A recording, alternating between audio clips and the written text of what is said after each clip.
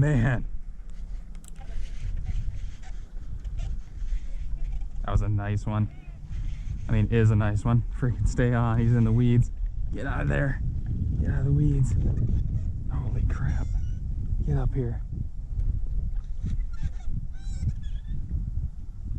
Oh man. That is a beast.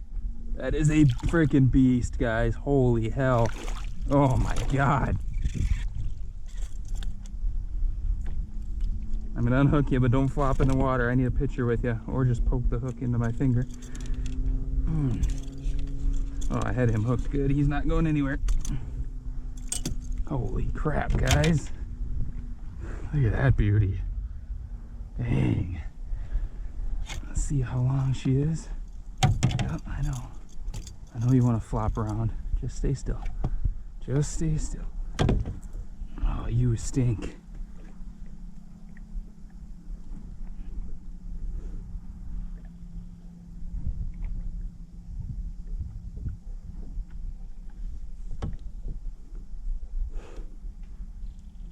$19.25.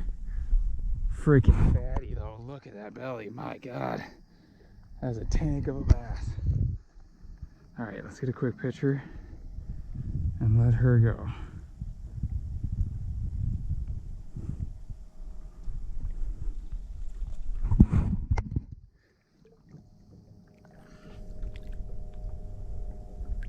There she goes. What a beautiful fish. My god.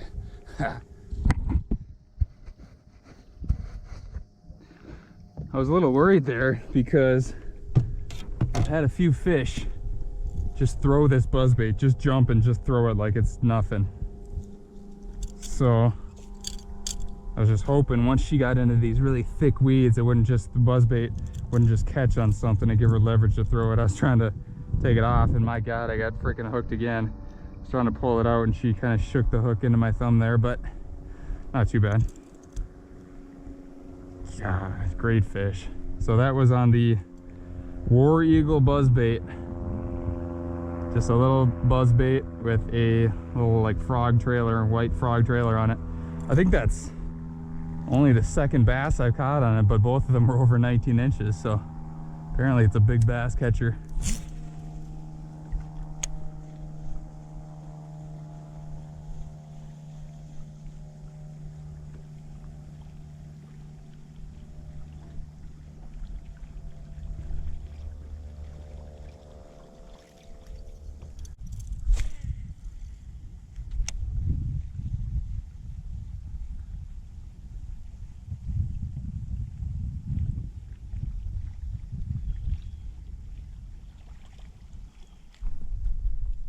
Wow, that one barely hit it.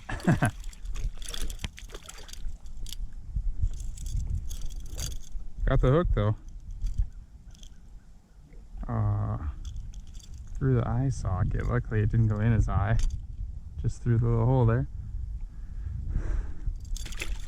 That one is much smaller than the last.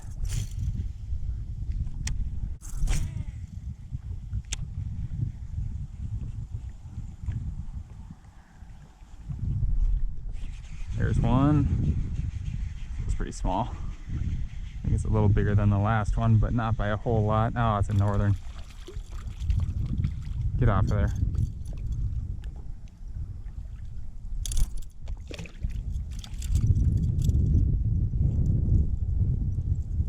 I got gilled by one of these little guys last time I was out. Oh, you're a skinny little guy, aren't you? Yeah. Get over here.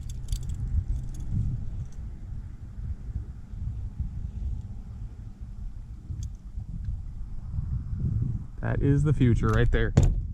Until I drop him on the paddleboard and kill him. He's fine. So yeah, last time I was out, you probably see that right there on the tip of my finger. I grabbed a little pike just like that on the back of the neck area basically, and it shook and its gill plate cut into my finger pretty good.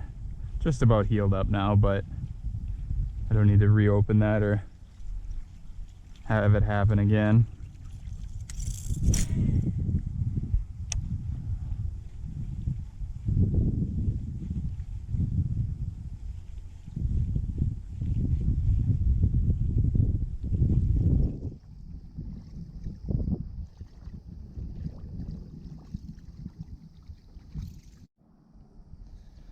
Okay, so I'm just gonna explain to you a little bit of this lake here. I'm in West Metro, Minnesota area. It's got a couple houses on it, but it's kind of a remote lake. There's a back road that goes along the side there. You can see my truck out there, maybe, or maybe not. But just a natural lake, pretty deep. I think it's almost 60 feet deep, and it's pretty tiny. I mean, you could paddleboard across it in 3 or 4 minutes.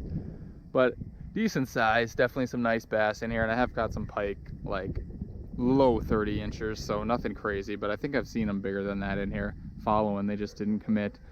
So it's got a lot of lily pads on the shore here, and then where the lily pads are, there's a lot of other weeds mixed in.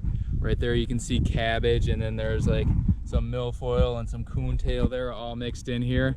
And then once you get off of this lily pad edge, the other coontail and milfoil and the cabbage might go out another 5 or 6 feet or so, and then it drops off to probably 7 or 8 feet deep where there's not a whole lot of weeds.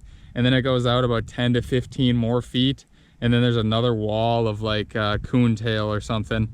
I don't know exactly which weed it is out there. So there's kind of like a groove from here down and then up out there, and it's about a foot or two under the surface, and then there's a weed edge on the outside of that. So there's 2 different weed edges. So what I'll do, I'll paddle down, and right now I just went with the wind. So I went over here, and the wind is just kind of blowing me down this shoreline here. Let the paddleboard blow me. I'll come right along the lily pads, because the lily, backing up into lily pads like this will slow you down or stop you. And then I'll do one cast straight along this weed edge in between that groove, and then I'll make another cast out this way about 45 degrees, passing over that second weed edge and pulling it along here. So one right here, one right there, one right here, one right there, just to make sure I'm covering both weed edges. Generally I catch them in the middle in that little groove area, but sometimes they'll be sitting on that weed bed out there, or sometimes they'll be on the deep weed edge. So you just never know, so you want to hit both of them. And you can see the wind is kind of blowing into this little shallow bay here, shallow weedy bay, and this is generally one of the best areas. So I'm gonna pop a new battery in the GoPro here, and I'm gonna hit that, see if I can get a few more nice bass out here before it gets dark out.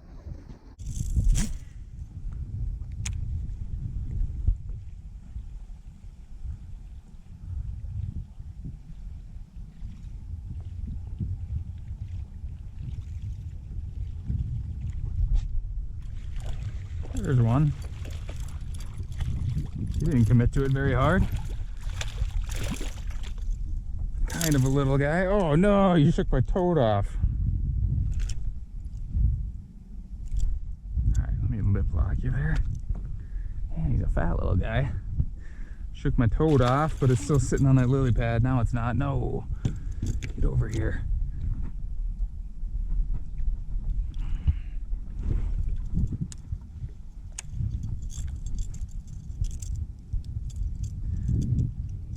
Things looking pretty rough.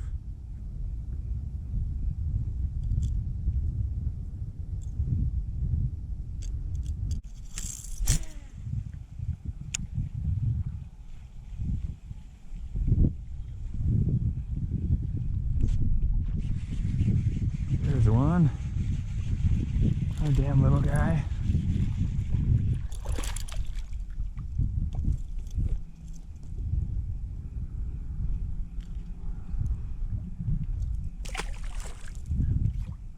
Missed 2 pretty nice ones in this freaking bay. They just got up and threw the buzzbait like nothing. There was another one. That one felt pretty tiny though again.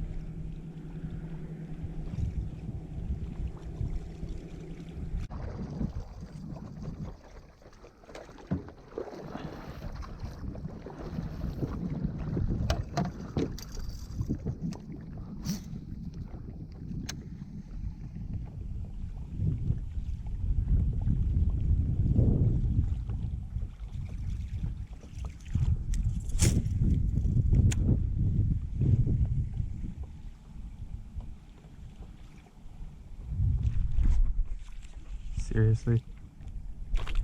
What the hell? That thing hit it twice. A little bit bigger.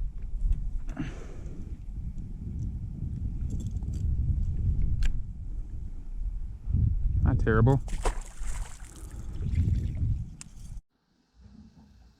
Okay, so to finish it up, I'm just going to talk about the gear I got here, and I'm going to have a beer. A Black Butte Porter. Delicious. This is one of my favorite beers ever. So,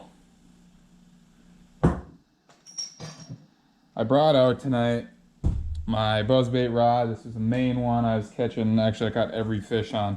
So this is a Daiwa Tatula CT100 8.1 to 1 gear ratio. For buzzbaits, I really like the higher gear ratio. I wouldn't go any lower than a 7.2 to 1. And I like that because you can just get the buzzbait up and planing quick. If you're casting it up and there's weeds, you know, 3 or 4 inches under the surface, you want it to land and then go right into the retrieve. You don't want to have to catch up to it and let it sink into those weeds. So you want to keep it good. And it's just nice where you got a fast retrieve where you don't have to reel very fast to keep that thing planing. If you got a lower gear ratio, you have to reel faster and you just, you know, your wrist and hand gets tired out quicker. And then the rod is a 7.3 medium heavy extra fast. This is a number 8 tackle blackout. This actually was like a subsidiary of 13 Fishing, and I think they just kind of stopped making this. So I got a pretty sweet deal at Runnings for it. It was like 40 bucks, and it's got micro guides on there, so you can tell that's the first guide. The thing's pretty tiny. It's got micro guides on it. It's definitely a good, anything like 7 to 7.6 is good for buzzbaits, and you want it heavy and fast action just so you can get good hook sets on them. And if they're trying to pull you into the weeds, you don't have a moderate bend that's going to give them a lot of room to go with that. And 40-pound test braid on here. You could do 30 or even, you know, up to 50, or some guys even do like 65. 65 is a little overkill for me. If you get stuck on something like a log under the water or something, it's just so hard to break 65-pound test. But 40 is kind of that sweet spot where the line lays good. If you go like 20-pound test, which when I first got into bass fishing, I was like, when I first got into braided line, I was like, 20-pound test, that's plenty. The biggest bass in Minnesota is 8 pounds, 15 ounces. So why would I need anything heavier than that? Well, the 20-pound test braid is so thin that it just kind of like digs into itself on the spool, especially if you get stuck in the weeds and you're pulling it tight. That line is just digging into itself on there. And then you go to cast and you backlash, or it just won't go anywhere because the line is dug in. So 40-pound test, 40-pound test is kind of that sweet spot, just strong enough to pull big bass or even big pike or something like that out of heavy cover, but it definitely lays nicely in there too, and it's not so strong like 65-pound test that if you get hooked onto a tree or something, there's no way in hell you're gonna break it off. You could still possibly break it or undo the knot or whatever. And then I got that War Eagle spinner buzzbait I was showing you guys. My little frog that came with it ended up falling off, so I just put like a Strike King Rage Menace grub on there, which I actually don't really like these that much. They're nice, they work good, but they always hook onto the hook. It's unreal. The other Strike King ones I have too that I throw with chatterbaits or swim jigs, it's like every other cast, the tails will get hooked onto the hook and it just won't swim right. But when they are swimming right, they do work really good. And then I brought out the finesse gear, so I brought this 6'13" rod, just a medium light, and then my little Daiwa Fuego 1000, and I was throwing like the little beef fishing pulsar. So I brought the finesse out there just in case. I did get bit off by a pike, but I didn't, oh man. But I didn't catch anything on it. When you're in low light conditions like I was tonight, right before dark, and you got a decent breeze on the water, they're probably going to hit those moving baits pretty good. So you're better off just throwing the moving bait around, finding those active fish, not trying to sit there and finesse them, especially when it's windy. Your paddleboard or your kayak, or even if you're in a smaller boat or whatever, your boat is going to blow around, and it's hard to just try to finesse them and really work it slow when you're blowing all over the place. So I definitely prefer to just hit them with the fast tactics like the moving baits, buzzbait, crankbait, chatterbait, spinnerbait, any other topwaters. And I wish I would have brought my black whopper plopper, because once the sun really started going down, they just stopped hitting that. And I think that black, it's good to use black at night, because when the fish are looking up from the bottom, they're seeing like that light and that moonlight or any sun that's still up or whatever, and that black lure sticks out on that. So black is definitely the best color to use for topwaters at night. So I should have brought that, but I did not. So, but I'm pretty pleased overall. Got that really nice bass, and then some other smaller stuff too. So it's a good day. I think it's kind of starting to heat up here. Nights are getting cooler. These fish are going to start eating a little bit more, and you're not going to have to work as hard to get them. So it's going to be fun here. So now that I showed you guys my gear and I kind of talked to you, I try to make these videos a little more educational so you get more out of the videos besides, oh my god, look at this fish I caught. Here it is. See you later. I want to actually teach you guys some stuff. And let's go to the video here, the last video. I'm at 503 subscribers, so broke 500. And my last video for 500 subs giveaway, I got 19 comments on it, which that's less than the other ones. I can't believe. That's less than when I had 300 and 400 subscribers. Oh, actually, some of those comments are mine too, so I only have 1, 2, 3, 4, 5, 6, 7, 8, 9, 10 people that want to win $50 in free lures. So if you guys are watching this video, when 600 comes around, you want to be winning these free lure packages. All you got to do is comment on the video. So I'm just going to kind of not look at it. I'm going to swipe up and down. I'm going to flip my phone around, swipe up and down, swipe up and down, move it around, and I'm going to land on this commenter here. Ronald Roquemore. So, Ronald Roquemore, I'm just going to comment on it on your post right here. You won the giveaway. DM on Instagram at Chris Fishing Fitness, or email me. And yeah, all right. I replied to him there. So Ronald Roquemore, you get $50 in free stuff. Just send me an email or send me a message on Instagram if you have Instagram on there. Follow me on Instagram if you don't already. And I'll be sending you out $50 in free lures. Just let me know what you want. If you're not really sure, if you just want me to send you some of my favorite stuff, just let me know what area in the country you're in and what you're fishing for, and I'll send you out those free lures. And next giveaway will be at 600 subscribers. Back to $25 for 6, 7, 8, 900, $25 each, and then at 1,000 I'll be giving away $100 in free stuff. So that I might do a little bit bigger, something like a $100 bait caster, $100 spinning reel, or whatever. I mean, if someone just wants $100 in plastics or whatever, I'll give them whatever they want. So subscribe if you're not already. Tell your friends about the channel to subscribe so I can win some free stuff. Honestly, I don't care if I just start piling in subscribers and I gotta buy stuff for people every freaking week. I would be happy with it, and then I can start making some ad revenue on here and then give away even more stuff and even bigger stuff. So hopefully the next 500 goes quicker than the last 5. Hopefully I just keep improving and teaching you guys how to fish better and sending you guys some free lures to help you catch more fish. So thanks for watching, guys. I appreciate all of you, and until next time.